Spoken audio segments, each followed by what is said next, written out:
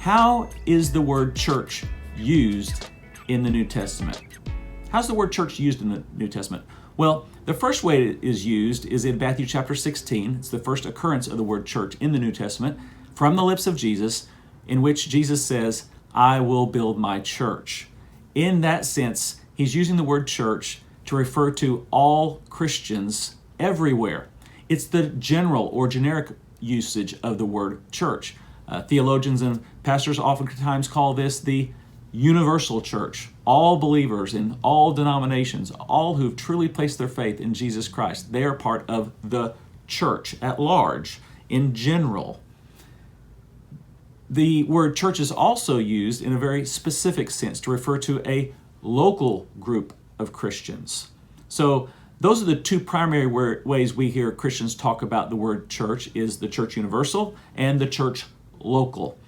But what we find in the New Testament is that the word church is also used in some other ways. Here's some examples.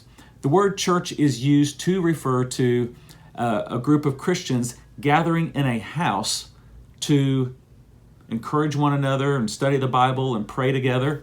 And in the New Testament, that's referred to as what we might call a house church, a church that's meeting in a house.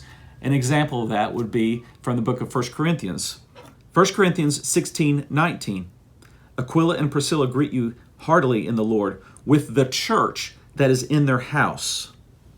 But then there are other occasions in which the word church is used to refer to a gathering of believers that it appears perhaps the verse implies that they were not meeting in a house. An example of this is 1 Corinthians chapter 11, verse 22, which says this: What? Do you not have houses to eat and drink in? Or do you despise the church of God? Perhaps they were meeting in one person's house, and he's saying you could go to your own houses and eat and drink. But it implies possibly that he's referring to a church that's gathered in another location other than a house. The word church is also used in the New Testament to refer to the meeting of God's people. For example, in 1 Corinthians chapter 14, verse 19. Yet in the church, not talking about a building, but a gathering, a meeting of the church, I would rather speak 5 words with my understanding, that I may teach others also, than 10,000 words in a tongue. And then again in verse 28, but if there's no interpreter, let him keep silent in church, and let him speak to himself and to God. In church, implying that he's sitting in a meeting of God's people, what we would call today a church service or a church worship service, although those terms are not used in the scripture.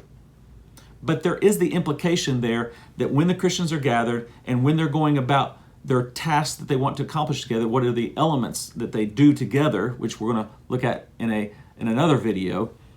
What are the essential elements of a church? He refers to this word here as a meeting. Now, it's obvious that there were churches meeting in homes, and it seems to indicate here in the New Testament as well that sometimes these churches that met in homes also would gather together as one congregation, one church. We find this also in 1 Corinthians chapter 14, verse 23. Therefore, if the whole church comes together in one place and all speak with tongues, and there come in those who are uninformed or unbelievers, will they not say that you are out of your mind? This verse seems to indicate that there are churches meeting in houses, that gatherings of believers, the church, meeting in houses, but then all those gatherings in houses all to come together into one, if you want to say, larger gathering as well. Perhaps all of them in the city gathering together in one place, perhaps in a public place. In fact, that seems to be the implication rather than in a private home, because he makes reference to the fact that there might be some uninformed or unbelievers who might wander in to the midst of the church meeting and therefore not understand what's going on if people are speaking in tongues. That's the context there. But what we want to derive from that particular verse is this concept that there can be many gatherings, smaller gatherings, what we might call small groups today, or some people would maybe call Sunday school class or something like that. And that is the church meeting together then.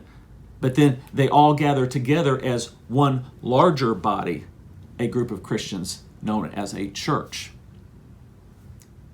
Here's the situation.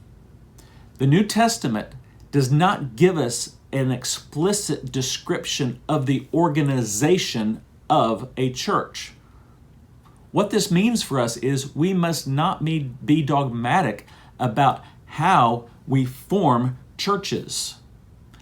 A group of believers gathering in a home could be considered a church. Now, there are some essential elements that need to be present for us to probably consider it a church. And like I said, this is a little bit of foreshadowing for a future video. But for our purposes in this video, I want to point out that the word church is used in a multitude of ways to refer to all believers everywhere, to refer to a group of believers meeting in a house, to refer to several groups of believers meeting in a house that then come together as one church, to refer to a meeting itself of believers. But then there's another way it's used, and that's referred to in reference to the believers in a city or region. An example of this would be 1 Corinthians chapter 1, verse 2. To the church of God which is at Corinth. Another example would be 1 Thessalonians chapter 1, verse 1. To the church of the Thessalonians. So what I'm wanting you to see is that we don't want to pigeonhole the word church with just one understanding. It could be that your understanding of the word church is referring to a building. As we saw last week, that's not what a church is, although in a spiritual sense it is a building, but not a physical building.